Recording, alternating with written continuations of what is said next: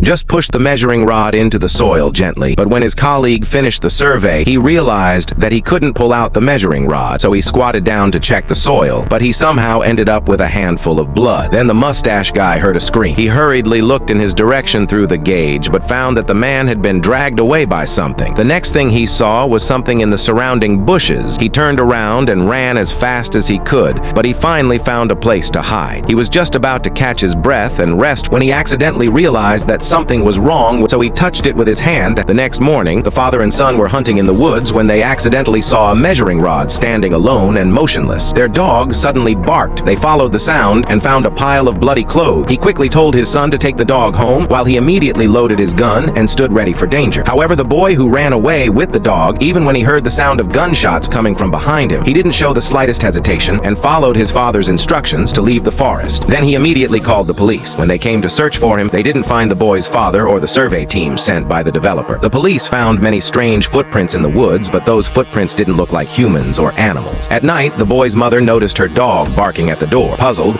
she opened the door and followed the dog outside to see what was going on. But when she turned around to go back to her room, she found that the door had somehow been unlocked. The woman then realized something was wrong and hurriedly shouted at her son while frantically tapping on the door, and the little boy heard the sound of the downstairs tapping. He found an invisible monster at the end of the corridor, rushing towards him with scarlet eyes.